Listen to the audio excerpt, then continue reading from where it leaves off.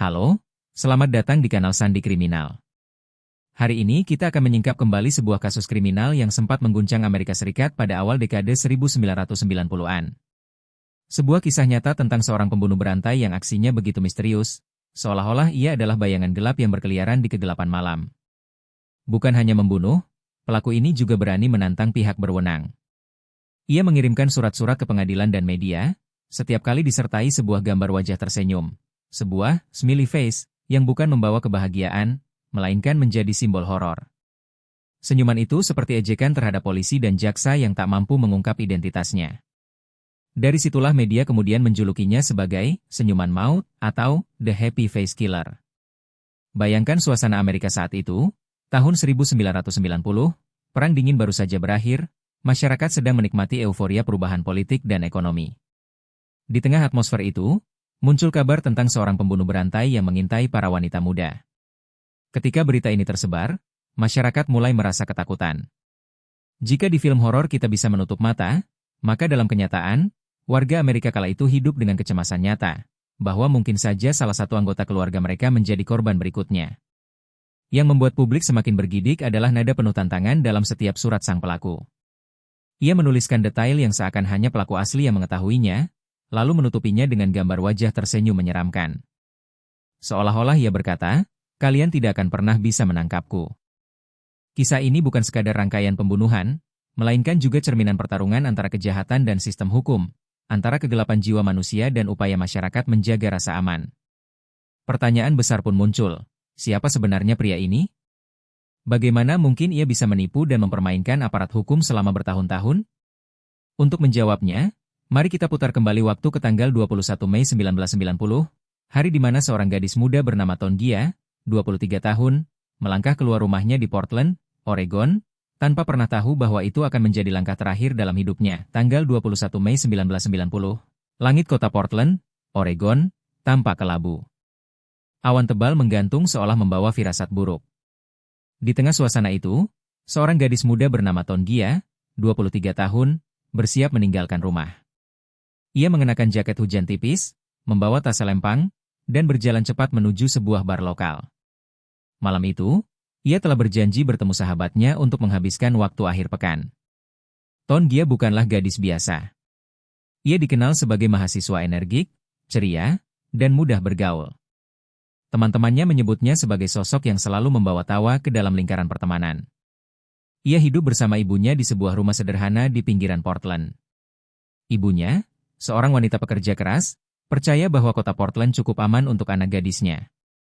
Kota ini terkenal dengan sebutan City of Roses atau Kota Mawar. Udara sejuk dan tanah subur membuat bunga mawar tumbuh indah di mana-mana. Di mata banyak orang, Portland adalah kota yang nyaman, dengan tingkat kriminalitas yang relatif rendah dibanding kota-kota besar lain di Amerika. Justru karena itu, malam Ton Gia keluar rumah tidak menimbulkan rasa khawatir yang berlebihan. Bagi ibunya, putrinya hanya ingin bersenang-senang sebentar. Lagi pula, beberapa kali sebelumnya Ton Gia juga pernah pulang larut atau menginap di rumah temannya setelah berpesta. Namun, tak ada seorang pun yang menyangka bahwa malam itu akan berbeda. Bar yang menjadi tujuan Ton Gia adalah salah satu tempat hiburan populer di Portland. Musik, cahaya lampu berwarna, dan aroma alkohol bercampur dengan suara tawa pengunjung. Tempat seperti ini memang menjadi bagian dari kehidupan anak muda Amerika pada era 1990-an. Mereka mencari pelarian dari rutinitas kampus atau pekerjaan sambil bertemu teman-teman baru. Ketika Ton Gia tiba, ia disambut hangat oleh sahabatnya. Mereka memesan minuman, bermain biliar, dan berbincang dengan riang. Namun, di tengah keramaian itu, ada sesuatu yang tak kasat mata, tatapan beberapa pria asing yang terus memperhatikan Ton Gia. Dalam keriuhan bar, awal dari sebuah tragedi perlahan terbentuk, tanpa ada yang menyadarinya. Kita semua tahu, seringkali bencana tidak datang dengan tanda-tanda jelas. Malam itu, bagi Ton Gia hanyalah malam bersenang-senang. Bagi ibunya, hanyalah malam biasa. Namun dalam catatan sejarah kriminal Amerika, itu adalah titik awal dari sebuah kisah panjang yang akan mengguncang sistem peradilan dan membuat jutaan orang merinding setiap kali mendengar istilah senyuman maut. Malam itu, suasana bar semakin ramai. Musik keras bercampur dengan sorak-sorai para pengunjung yang sedang menikmati akhir pekan. Ton Gia dan sahabatnya terus bermain biliar sambil tertawa. Namun, semakin larut, sahabat Ton Gia merasa lelah.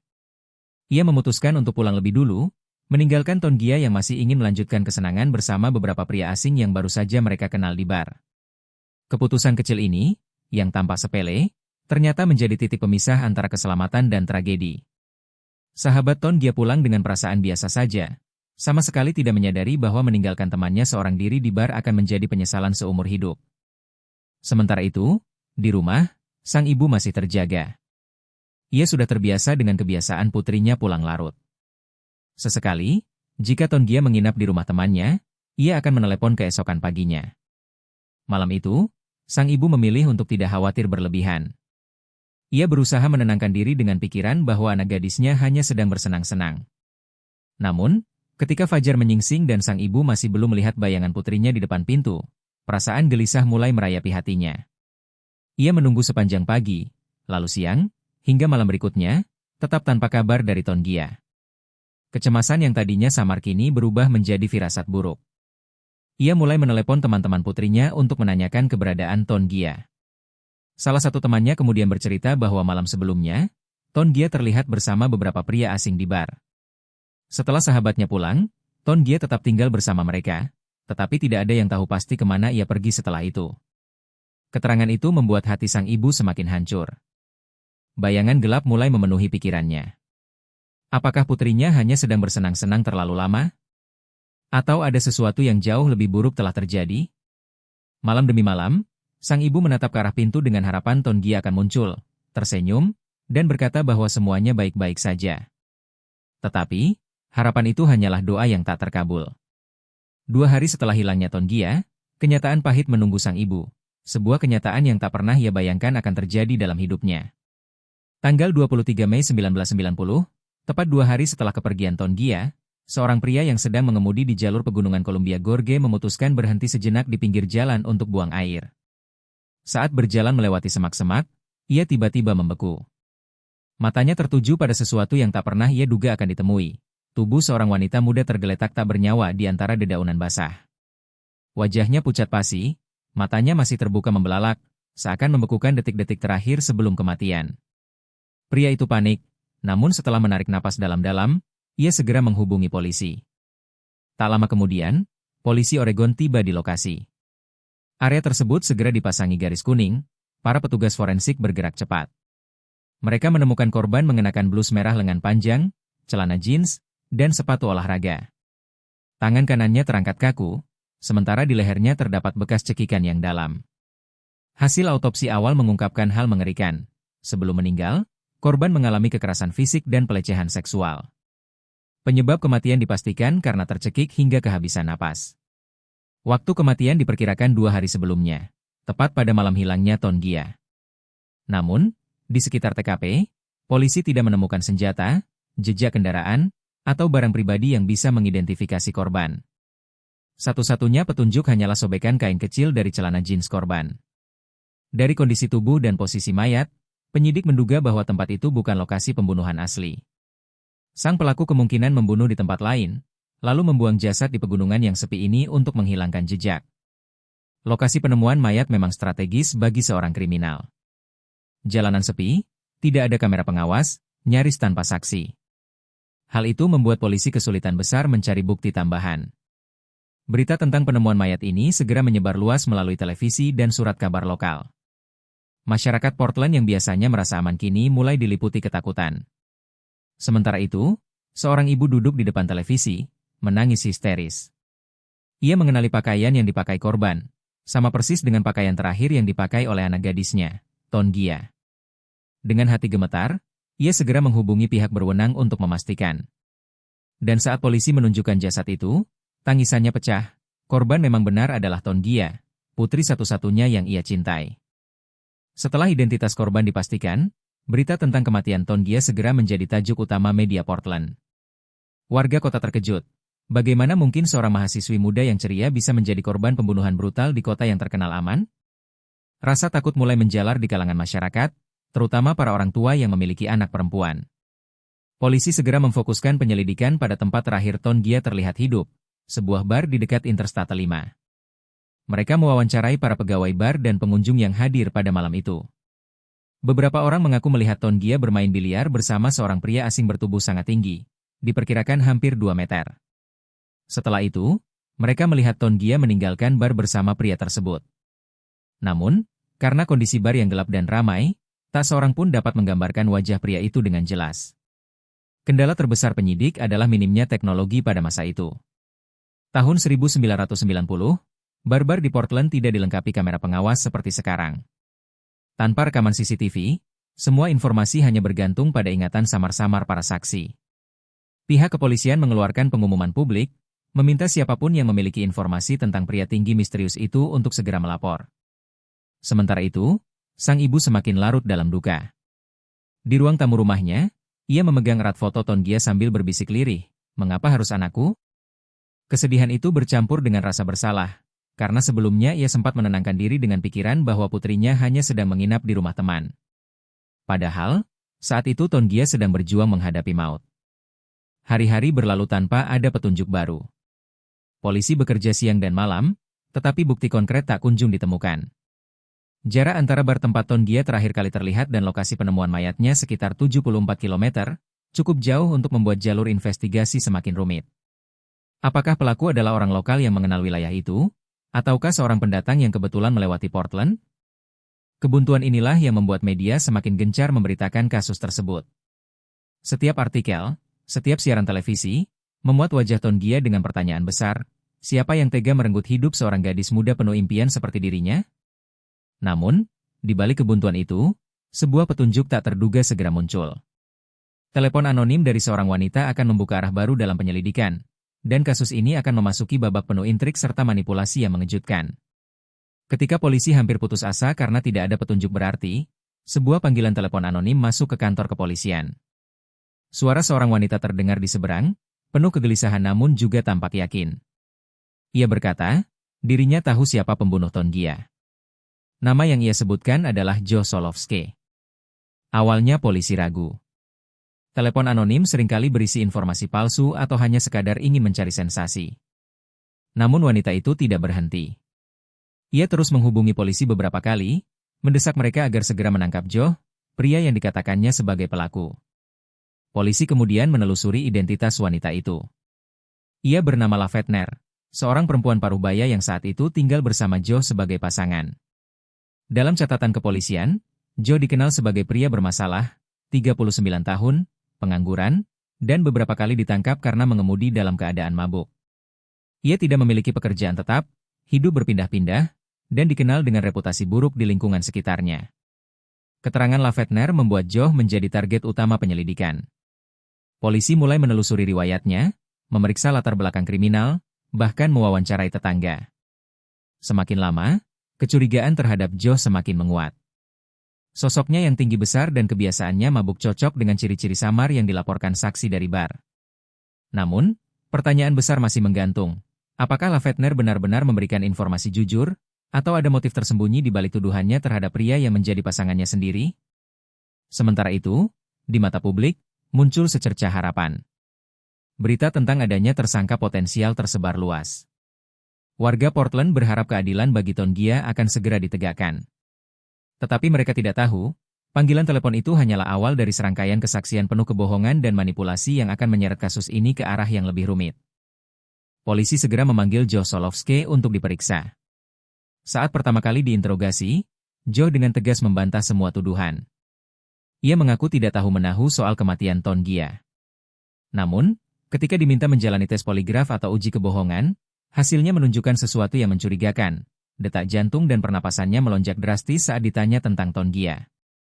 Meski demikian, hukum di Amerika Serikat tidak memperbolehkan hasil poligraf dijadikan bukti sah di pengadilan. Tes itu hanya berfungsi sebagai indikator awal. Tanpa barang bukti kuat, polisi tak punya pilihan selain melepaskan Joe kembali.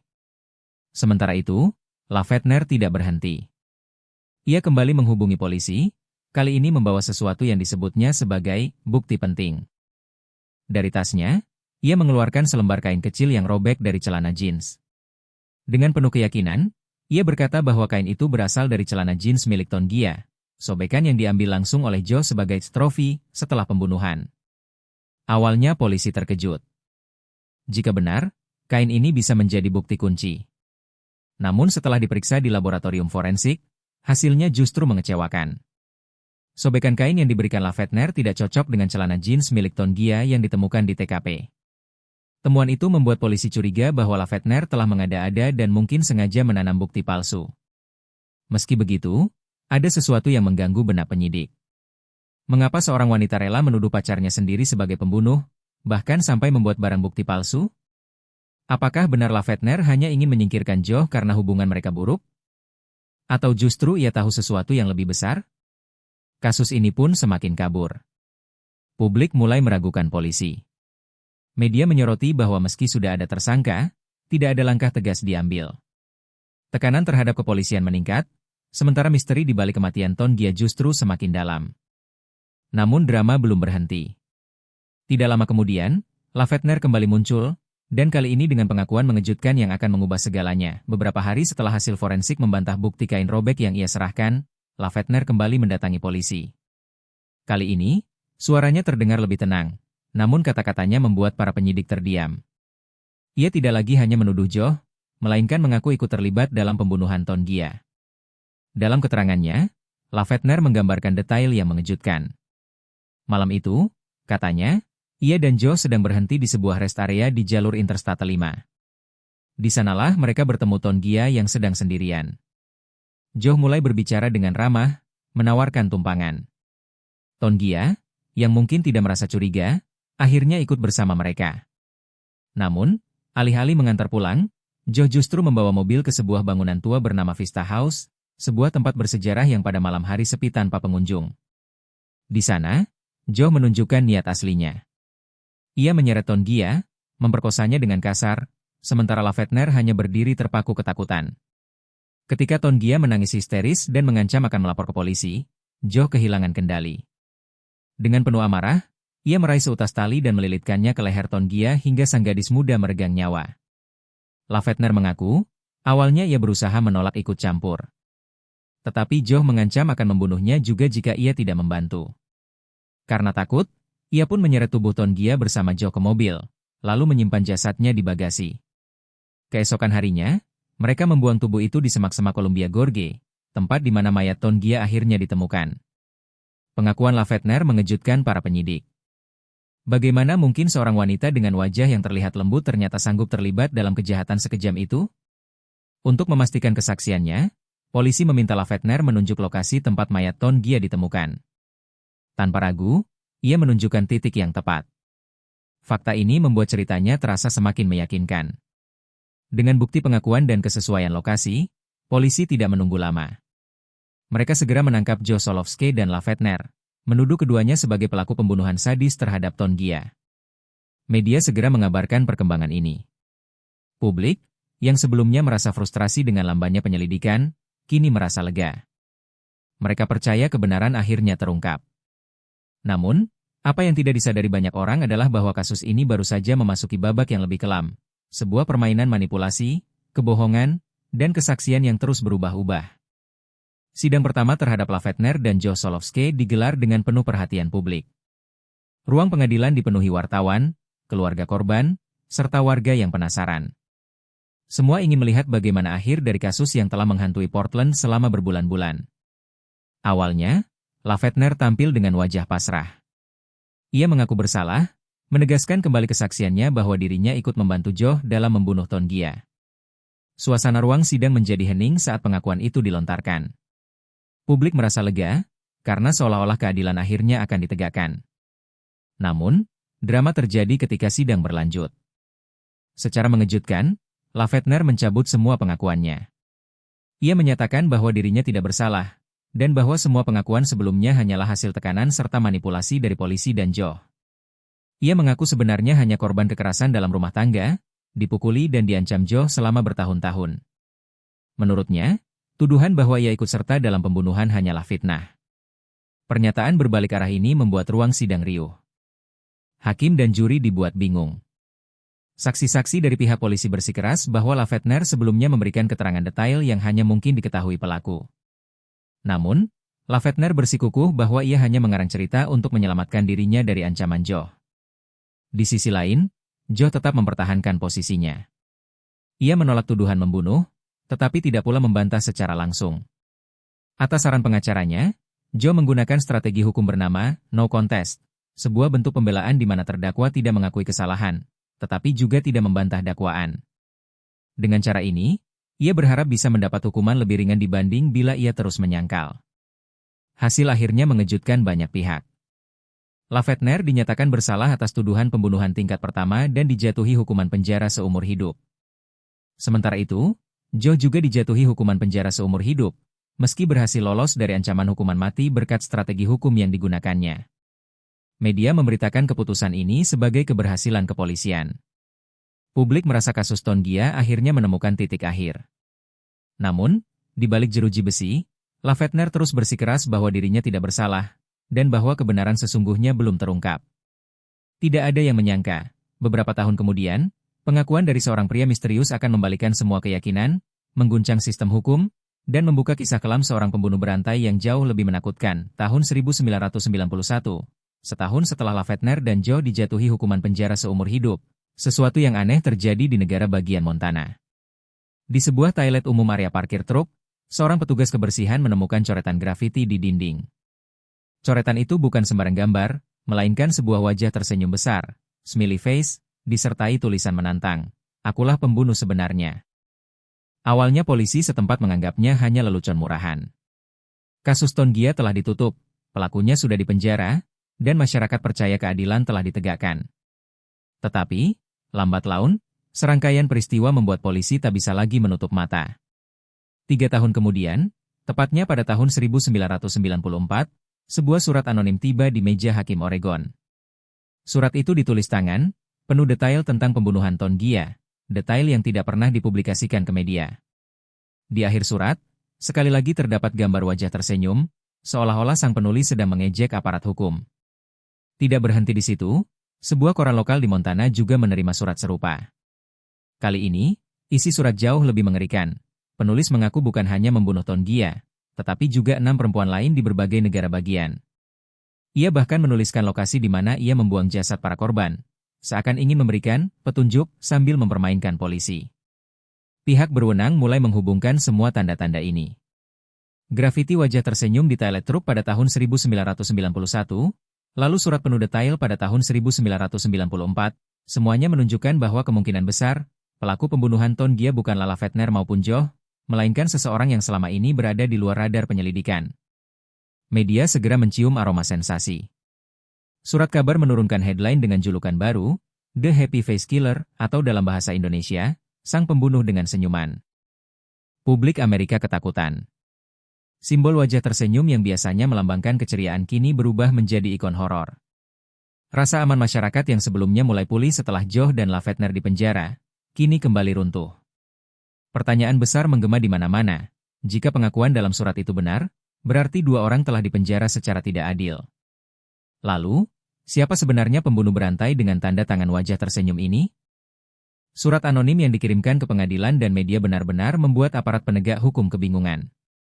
Gaya bahasanya penuh dengan nada meremehkan, seolah sang penulis ingin memperolok ketidakberdayaan polisi. Dalam surat itu, ia menulis detail yang tidak pernah dipublikasikan ke publik, tentang pakaian korban, posisi tubuh, hingga cara ia mengikat leher Tongia. Semua informasi itu hanya mungkin diketahui oleh pelaku sebenarnya. Yang paling menakutkan, setiap surat selalu diakhiri dengan gambar wajah tersenyum. Simbol sederhana itu berubah menjadi tanda kutukan. Masyarakat mulai menyebutnya The Happy Face Killer, pembunuh dengan senyuman. Media massa segera menjadikan kasus ini bahan utama. Berita di televisi menayangkan ulang gambar wajah tersenyum itu, memunculkan rasa ngeri di hati jutaan warga Amerika. Surat kabar mencetak headline besar, pembunuh berantai menulis surat tantangan. Para penyiar radio membicarakannya setiap jam, sementara warga menempelkan kunci ganda di pintu rumah mereka karena takut pembunuh itu ada di sekitar.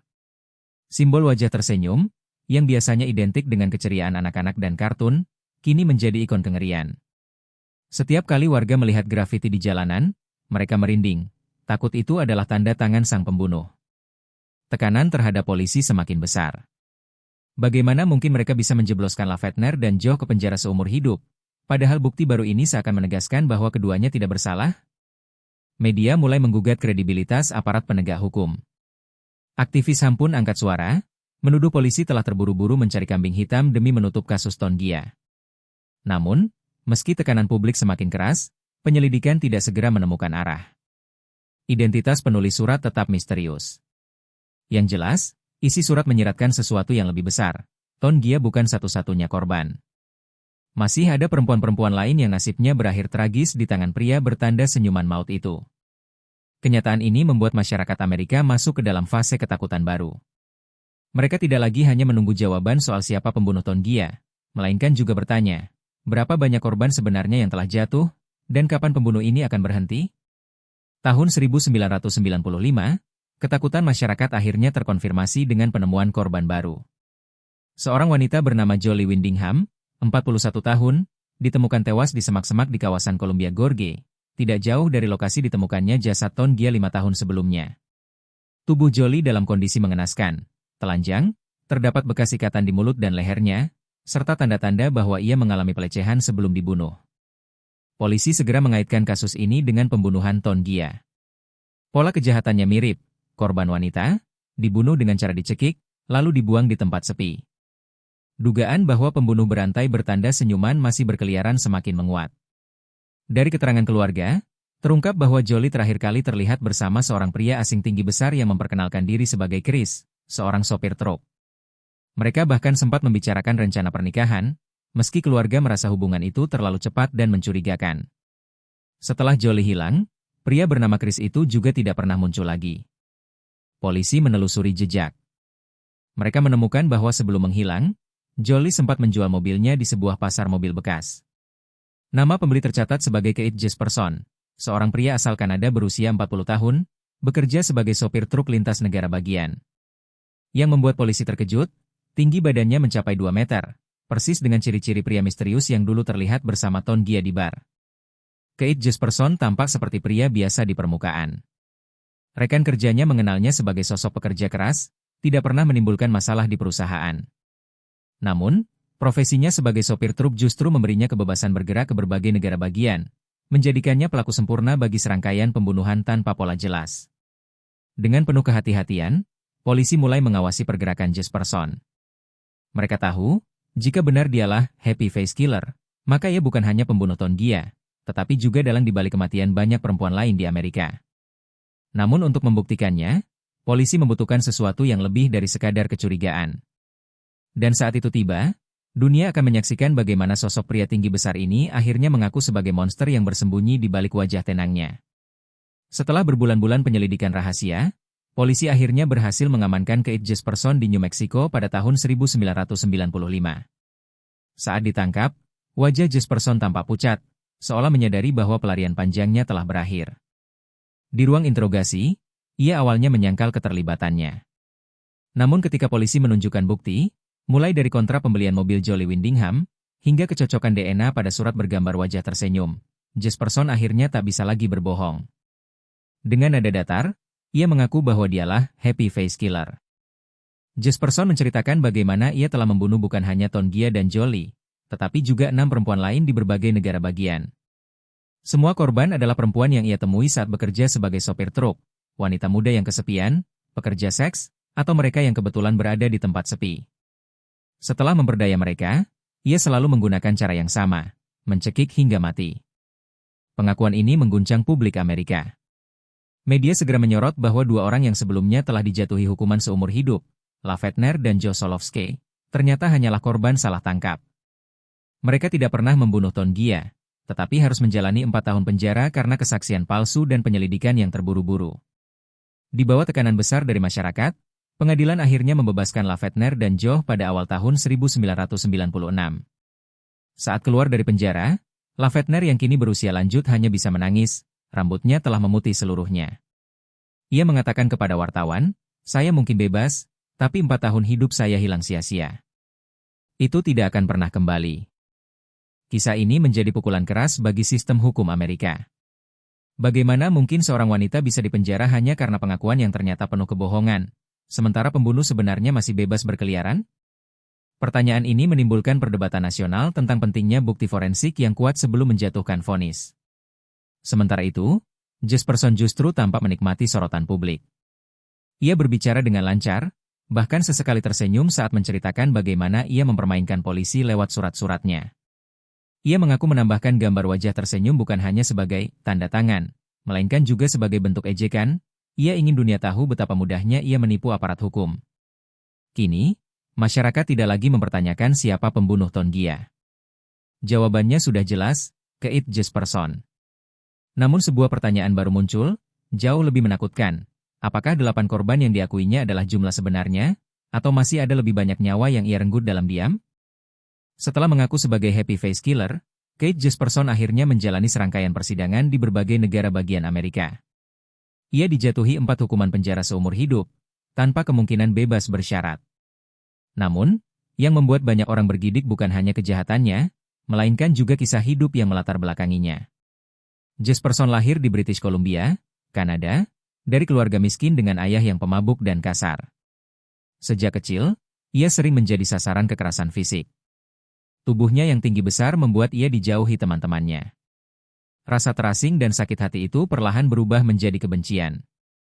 Ia mulai menyalurkannya dengan cara menyiksa binatang, tanda klasik psikopat yang kerap diabaikan lingkungan sekitar.